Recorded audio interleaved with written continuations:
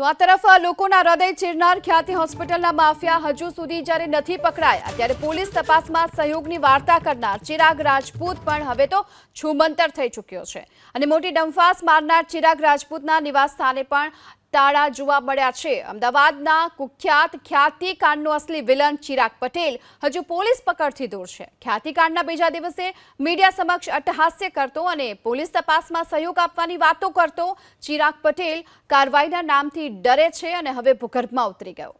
અને ચિરાગ રાજપૂત શહેરના corporator road પર આવેલા રિવેરા બ્લુ નામના આલિશાન ફ્લેટમાં રહે છે। એબીપી અસ્મિતા આજે જ્યારે ચિરાગ રાજપૂતના રિવેરા બ્લુના B31 નંબરના ફ્લેટ પર પહોંચી તો ઘરે અલીઘડી તાળા લટકતા જોવા મળ્યા। છેલ્લા ઘણા દિવસોથી ઘરની બહાર સમાચાર પત્રો જેમના તેમ પડ્યા છે ત્યારે ચિરાગ રાજપૂત ઘટનાના બીજા કે ત્રીજા દિવસથી જ ફરાર થઈ ગયો હોવાની આશંકા છે। આસપાસના સ્થાનિકોએ પણ 6 દિવસથી ઘર બંધ હોવાનો સ્વીકાર કર્યો। પોલીસે દેશની બહાર ન ભાગી જાય તે માટે ચિરાગ રાજપૂત વિરુદ્ધ લુકઆઉટ સર્ક્યુલર પણ જાહેર કર્યો છે। જો કે સૂત્રોનું માનીએ તો પ્રશાસન લુકઆઉટ સર્ક્યુલર જાહેર કરે પહેલા જ માફિયો ચિરાગ દેશ છોડી અને પલાયન થઈ ગયાનો દાવો થઈ રહ્યો છે। ખ્યાતિ હોસ્પિટલ કાંડને 10 દિવસથી વધુનો સમય વીતી ચૂક્યો છે અને મુખ્ય મોહરાઓ છે તે હજી પણ પોલીસ પકડથી દૂર છે। પોલીસ તરફથી અલગ અલગ દિશાઓમાં કાર્યવાહી કરી અને તેની પ્રેસ નોટ માત્ર રિલીઝ કરવામાં આવી રહી છે।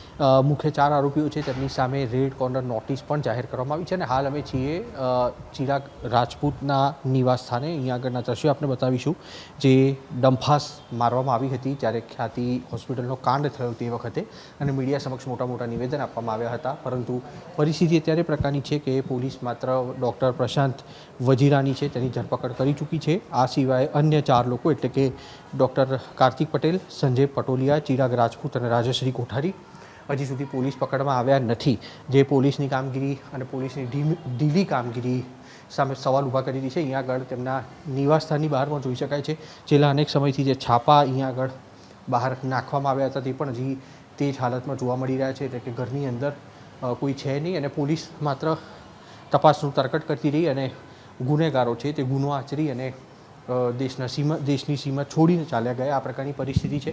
ફૂલ પણ અહીંયા આગળ લટકતા જોવા મળી રહ્યા છે જે ભગવાનની પૂજા માટે આપવામાં આવતા હશે।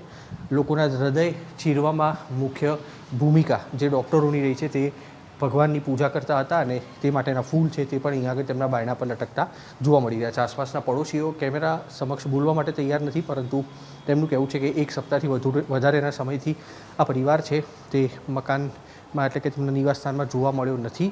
ક્રાઇમ બ્રાન્ચ તરફથી સતત અહીંયા આગળ મોનિટરિંગ કરવામાં આવી રહ્યું છે અને તપાસ કરવામાં આવી રહી છે કે આગળ ચિરાગ રાજપૂત છે તેમને મળવા માટે કોઈ અન્ય પરિવારજનો કે અન્ય કોઈ વ્યક્તિ અહીંયા આગળ આવે છે કે કેમ। કેમેરામેન અજય પાંડે સાથે કુશાંક સોની, એબીપી અસ્મિતા, અમદાવાદ।